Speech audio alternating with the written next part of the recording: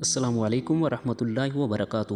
سنہرے صفات میں خوش آمدید۔ آج کی ویڈیو میں شہاب نامہ کی پہلی قسط اقبال جرم کا چوتھا حصہ بیان کیا جائے گا، تو آئیے چلتے ہیں بلا تاخیر ویڈیو کی طرف۔ اس سے پہلے ایک گزارش ہے کہ چینل کو سبسکرائب کر لیں اور بیل آئیکن کو پریس کر لیجئے تاکہ آپ کو آئندہ آنے والی اقساط بھی بر وقت مل سکیں۔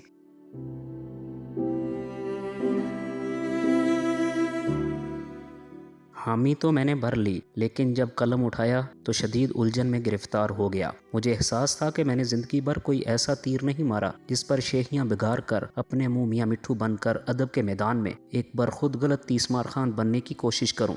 کیا لکھوں، کیسے لکھوں؟ اس شش و پنج میں کئی برس گزر گئے۔ رفتہ رفتہ میرے دماغ کی تاریک سرنگ میں سے روشنی کے کچھ آثار نمودار ہونا شروع ہوئے اور فیصلہ کیا کہ جن واقعات، مشاہدات اور تجربات نے مجھے متاثر کیا ہے ان کی رویداد بے کم و کاست بیان کر دوں۔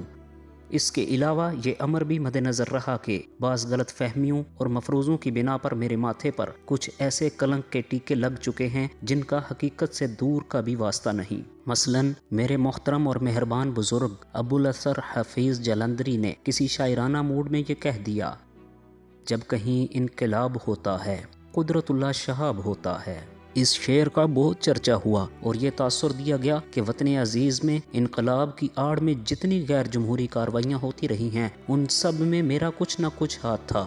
حقیقت یہ ہے کہ 24 اکتوبر 1954 کو گورنر جنرل غلام محمد نے سب سے پہلے اسمبلیاں توڑ کر آمریت کا ڈول ڈالا۔ اس وقت میں پنجاب کی صوبائی حکومت کے ماتحت لاہور میں ڈائریکٹر آف انڈسٹریز کے طور پر متعین تھا۔ اس واقعہ کے 7-8 روز بعد مجھے گورنر جنرل سیکرٹری مقرر کر دیا گیا۔ اس کی وجہ مجھے اب تک معلوم نہیں ہے۔ اس وقت تک غلام محمد سے میری نہ کوئی ذاتی شناسائی تھی نہ کوئی رابطہ تھا۔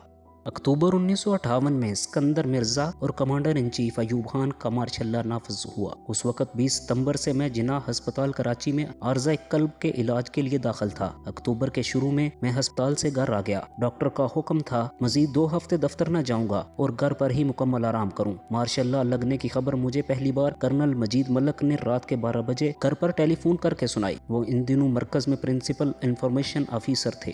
دوسرے مارشل لا کی سازش جنرل محمد یحییٰ اور ان کے ایک مخصوص ٹولے تک محدود تھی۔ پورے 10 روز میں اسلام آباد کے مرکزی سیکریٹریٹ میں بیکار بیٹھا مکھیاں مارتا رہا۔ چند دن بعد اس دھاندلی پر ہلکا سا احتجاج کر کے بیوی بچے سمیت بیرون ملک چلا گیا اور ملازمت سے استعفیٰ دے دیا۔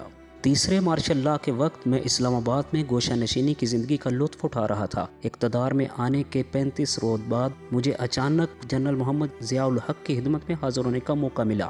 رمضان شریف کے دن تھے۔ تراویح کے بعد رات کے تقریباً 11 بجے میں آرمی ہاؤس پہنچا۔ اس وقت جنرل صاحب اپنے ڈرائنگ روم میں مولانا ظفر الحق انصاری کے ساتھ مصروف گفتگو تھے۔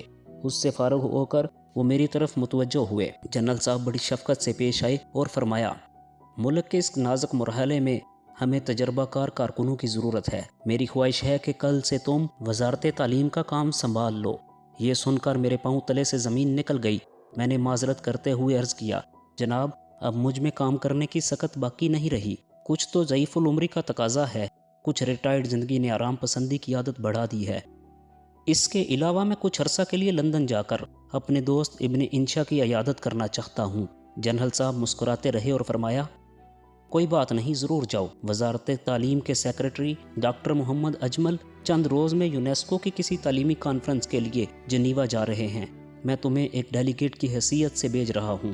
وہاں سے لندن بھی ہو آنا، واپسی پر پھر بات ہوگی۔